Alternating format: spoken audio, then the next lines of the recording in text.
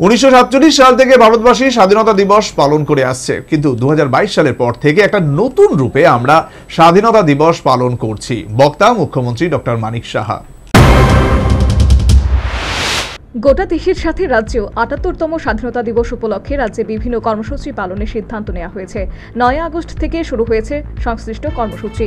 মঙ্গলবার উমাকান্ত একাডেমি প্রাঙ্গণে বিদ্যালয় শিক্ষা দপ্তর আয়োজিত রাজ্যভিত্তিক হর ঘর তিরঙ্গা অভিযান কর্মসূচিতে উপস্থিত ছিলেন মুখ্যমন্ত্রী ডক্টর মানিক সাহা, শিক্ষা দপ্তরের বিশেষ সচিব রাভেল হেমন্ত কুমার, মধ্যশিক্ষা অধিকর্তা এনসি শর্মা সহ অন্যান্যরা।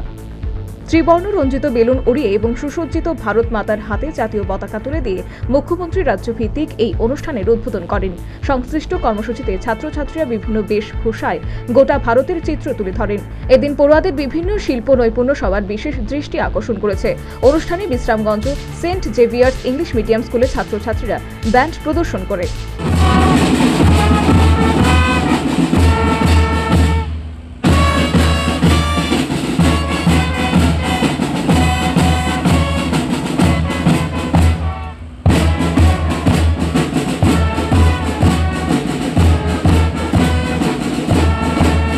অনুষ্ঠানে বক্তব্য রাখতে গিয়ে মুখ্যমন্ত্রী শিক্ষা দপ্তর আয়োজিত হর ঘর তিরঙ্গা অভিযান কর্মসূচিতে ছাত্রছাত্রীদের বিভিন্ন বিভাগে পারফরমেন্সেরও প্রশংসা করেন।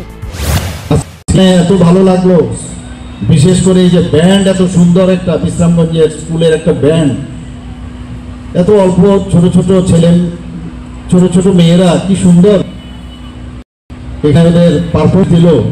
অবাক হয়ে আমরা দেখছিলাম।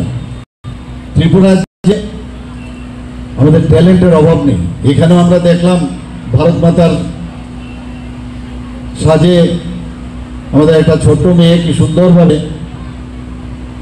নিজেকে সেভাবে এখানে পারফরমেন্স দিচ্ছে এবং মাঝখানে দাঁড়িয়ে আছে আমাদের যে ভারতবর্ষের যে মানচিত্র, সেটাকে ওনারা সবাই দাঁড়িয়ে মানিয়ে সেটা তৈরি করেছে। বিভিন্ন প্রদেশের সাজগুজ করে তারও প্রদর্শন এখানে করেছে। আর ডান দিক বা দিকে মিলে একদিকে 7 আরেকদিকে 8 এই সংখ্যা ওরা বানিয়েছেন, সত্যি অপূর্ব। সেই সাথে মুখ্যমন্ত্রী বলেন, 1947 সাল থেকে ভারতবাসী স্বাধীনতা দিবস পালন করে আসছে, কিন্তু 2022 সালের পর থেকে একটা নতুন রূপে আমরা স্বাধীনতা দিবস পালন করছি। সাব ডিভিশনাল লেভেলে সেটা আজকে হয়েছে। তাছাড়াও বিভিন্ন সামাজিক সংগঠনও আজকে কয়েকদিন ধরে বিভিন্ন কার্যক্রম এই স্বাধীনতা দিবসকে সামনে রেখে ওনারা করছেন। কোথাও মেলা হচ্ছে, কোথাও বাইক র্যালি হচ্ছে, কোথাও ইনোভেটিভ আইডিয়া নিয়ে এই হর ঘর তিরঙ্গা ক্যাম্পেইন চলছে।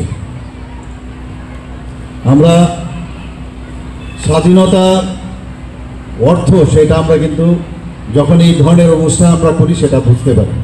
এর আগেও 1947 সালের পর থেকে এই স্বাধীনতা দিবস আমরা পালন করে আসছি, কিন্তু 2022-এর পর থেকে একটা নতুন রূপে কিন্তু এই স্বাধীনতা দিবস আমরা পালন করছি।